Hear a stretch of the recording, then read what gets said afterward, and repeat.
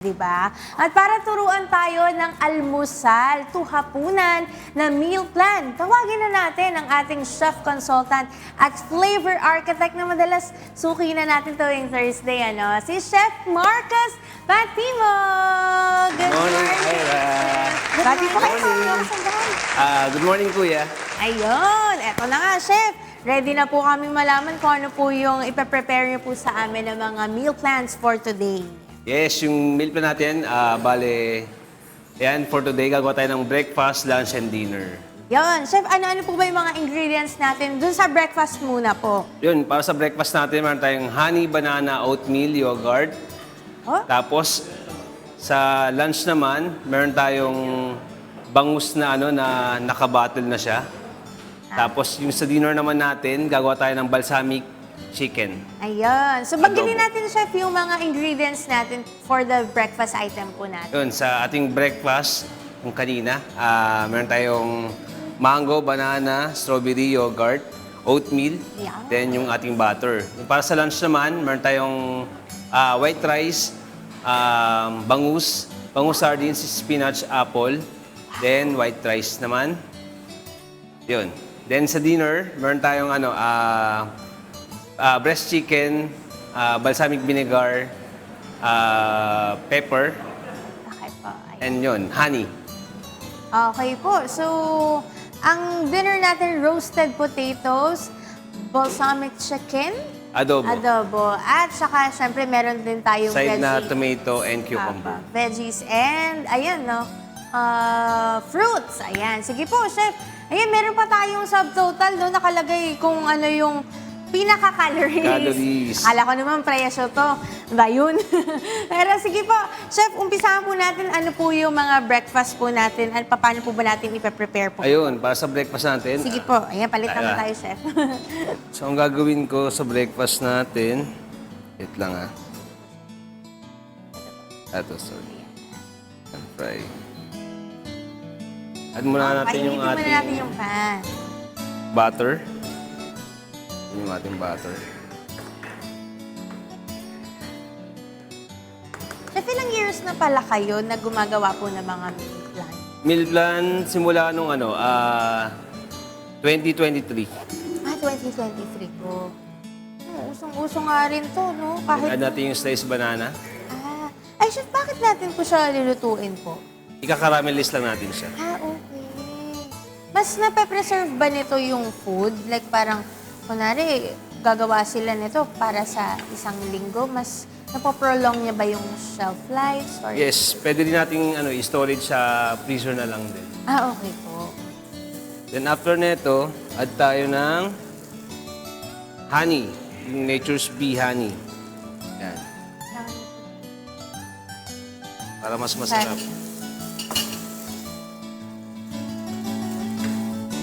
Yan, sarap. So after nyan, add tayo ng oatmeal. Oh, gusto na ni Ian. Mga ganitong klaseng pagkain. Habang inaantay natin siya, add na natin yung ating dito sa bowl. Add tayo ng yogurt. Ka-assemble na tayo agad, Chef. Yes. Wow. Add natin yung yogurt sa ating bowl. So ito, yung Greek yogurt, meron na siyang blueberry. Okay po. After natin malagay yung yogurt, off na natin siya. Then add na natin yung ating Oh. banana na may oatmeal on top.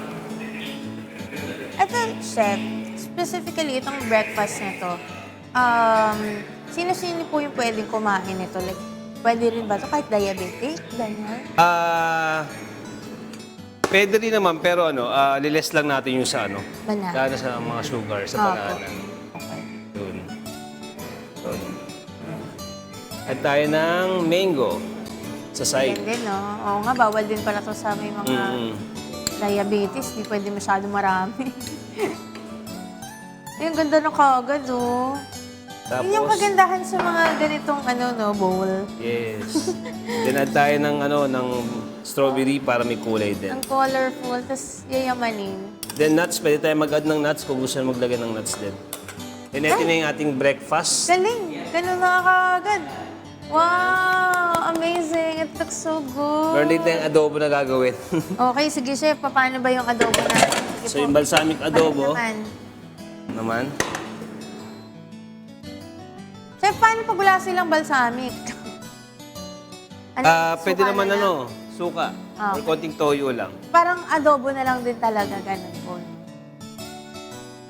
Yung balsamic kasi mga kasambahay, usually mabibili nyo yan. Nasa groceries din naman yan eh. Pero medyo may kamahalan lang ng konti sa regular na Yes. bilihan. Yan, usually kasi pang salad to, chef. Yes. May kailangan pa kayo, chef? Chicken na lang. Pero sorry, Ayan. ito na lang yung mga lunch na natin gagawin natin. Sige, sige. Oh. So dahil minsan kasi yung mga Pilipino gusto nilang mas mabilis. Opo. So kumuha na lang ako ng bangus na nasa bottle. Okay. Oo nga, pwede naman din eh. Then Talagang rice on kailangan, side. Ano lang, mabilisan lang na... So, kasi mataas din sa protein to eh. Ito na yung pan-lunch natin. Yung bangus. Hinaan ko muna to, chef. Sige lang.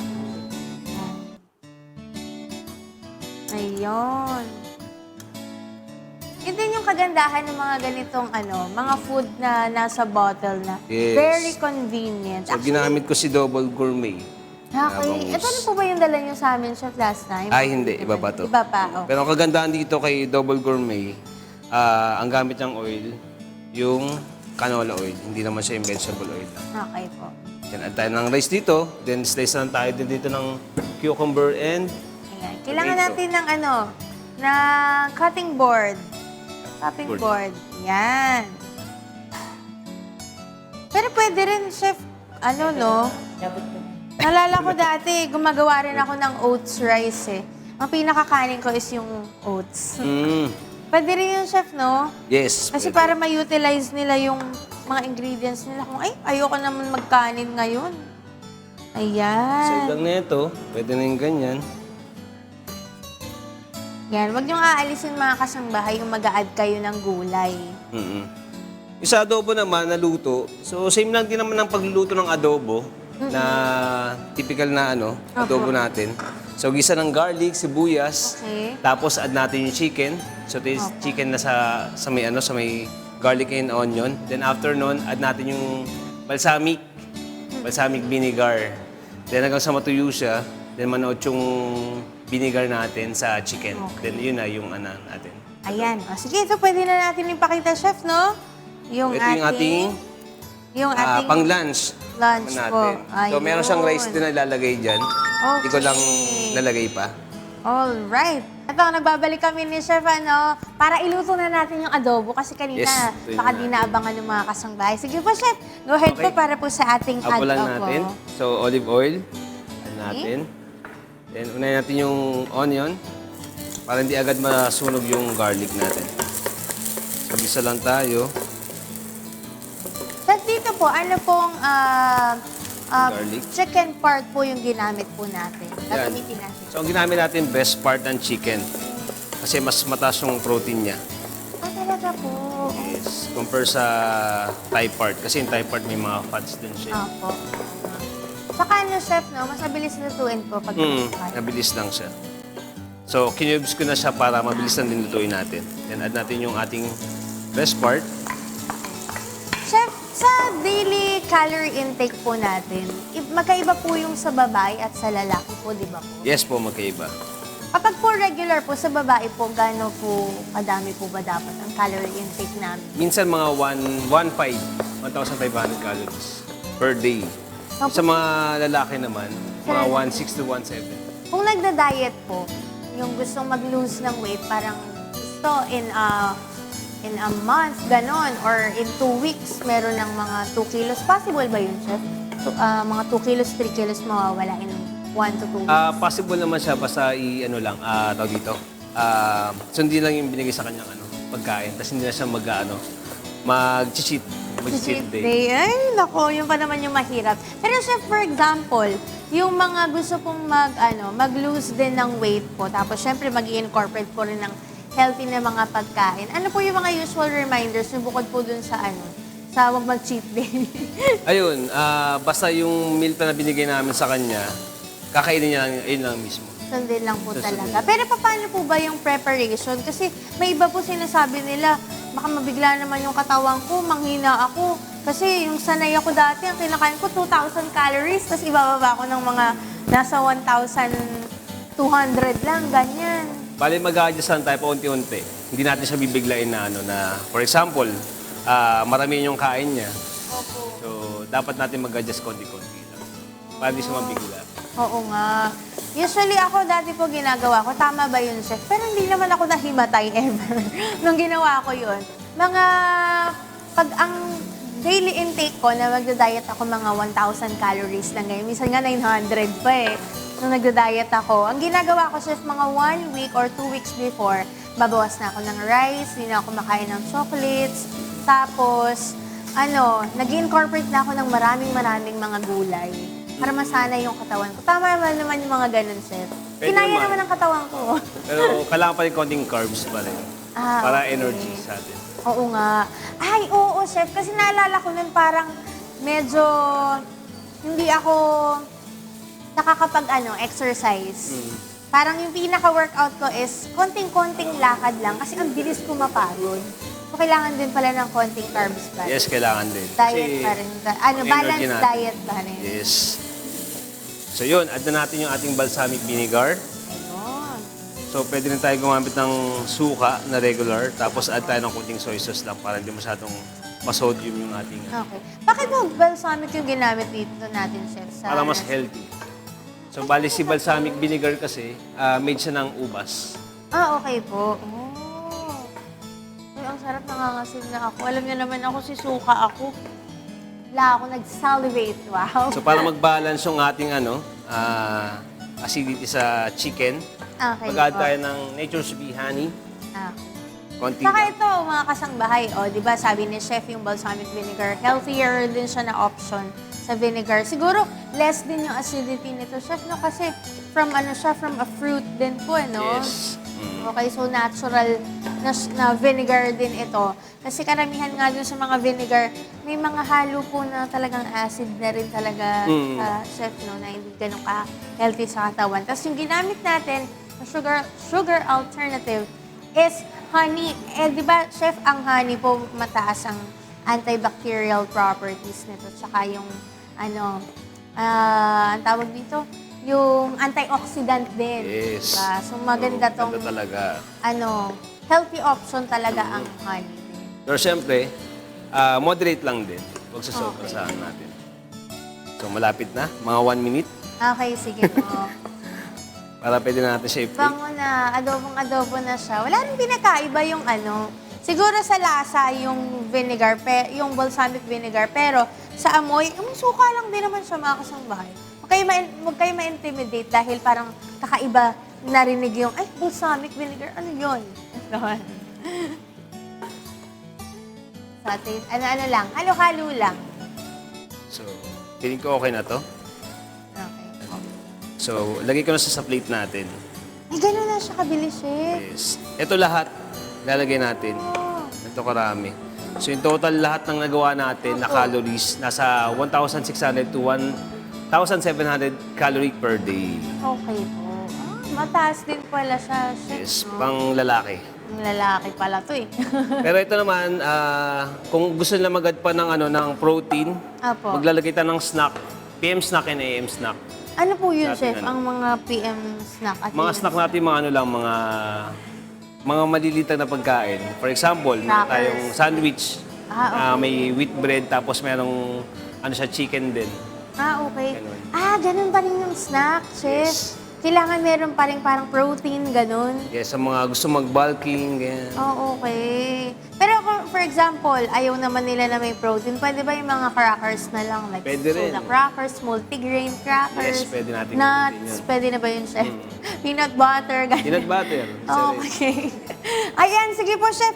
Muli, pakita po natin, chef, yung ating mga prepare po na healthy na mga dish for today. Nagkanda rin ako ng apple, slice apple. Tapos, Ayan. Sige, umpisahan natin sa breakfast po, lunch and dinner. Sige po, okay, chef. para sa breakfast natin, ito meron tayong banana oatmeal na may honey. Tapos meron siyang mango and Yogurt. strawberry yogurt. Ayan. And sa ating lunch, meron tayong double O gourmet bangus na naka-bottle na siya. Apo. Para kung gusto niyo instant na hindi na kayo magluto. Yan. Meron tayo, pe-plate na lang natin. Or lalagay sa pack. Tapos merong tomatoes and apples. And of course, yung ating for dinner, yung niluto natin Balsamic adobo. Ayun. At ganun, meron din tayong cucumbers and apples. Apples. Ganun So, lang kabilis, oh. Mga kasangbahay, nagawa na natin kagad meal prep natin para sa, Yes. sa umagang ito. Pero chef, pwede po, meron po kayong niluto kanina na Kaso hindi na umabot eh. na potatoes. Potatoes, alternative. Ayan. Pwede naman Pwede sa, rin nating i-add dito po sa natin na sa rice. Okay. Tanggalin natin yung yung rice. Ayun. Ayan. O, sige, chef, sige po. Baka hindi po nila narinig na binanggit sa na natin yung calories Yun. kanina. Yung total Sige ng po. calories natin, itong lahat na gawa natin nasa 1,600 to 1,700 calories. Ayan. Binanggit na ni Chef kanina, mga kasangbahay, na hanggang 1.6 to 1.7 calories po ito. Sabi nga ni Chef kanina, kung gusto nyo mag-bulk, pwede yung, ito yung Ito, i-prepare snack. nyo Yes. na mga meals para sa inyong meal plan. Yes. Chef, baka meron kayong gustong i-promote. Ito na nga, nasa harap po natin. Oh. Ayun, promote Sige ko po. lang si Nature's Bee Honey, Double O Gourmet, yung ginamit ko kanina. Tapos, batiin ko lang si Ma'am Belinda ng Sibris Hotel, si Mike, si Adeline, si Ate Libet, then yung Cinderella Drip sa Morato, binabati ko din. Mateos, Crab Paste, and yun, yung si Cafe Amico, kay Rafael Inopia. Yun. Yun. Sige po, pakita natin ulit yung mga products na dala ni Chef for today. Mukhang nakagapi lang kanina eh. Ayan, sige po, pakita natin bago tayo tuluyang umalis. Sige po. Hawakan ko ba?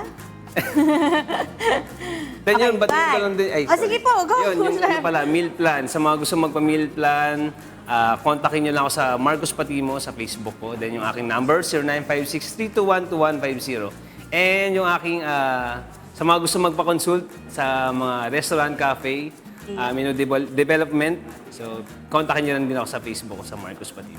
Yun. Alright. Ayan naman yung social media ni Chef. Pwede niyo siyang tawagan at mag-inquire kayo sa kanya. Chef, gusto ko talagang pumayat. Gusto kong prepare niyo po ako ng mga meal plans. Ganun, message niyo lang si Chef. At yan, Chef, maraming salamat at nakabalik po kayo ngayong Thursday po para mag-prepare sa amin ng masasarap at healthy na mga dish for today. At sana mga kasangbahay, na-enjoy at natuto po kayo sa healthy recipes natin na prepare din ni Chef Marcos for us. At lagi niyo rin pong tatandaan ang paalala ng inyong munting kasinera. Don't forget to cook with love and cook it right! Balik sa inyo dyan! Yes! Abot yan. Makakakain na kami hanggang dinner. Maraming salamat po kay Ira and kay Chef. At least hindi na mag-iisip yung mga kasambahay natin ng lulutuin nila ngayong buong araw kasi may na-offer na tayo from almusal hanggang dinner. Pero mga kasambahay, gusto lang namin sabihin na bukas po ang ating Mobile Dental and Optical Clinic ngayon pong April 16, Thursday po yan. Ang atin pong Unit 1, ang atin pong upcoming schedule po pala dyan ay sa April 17 or Friday sa Barangay Bantay in Sick Season, Pangasinan. Ang unit number 2 naman po ay nasa number 098.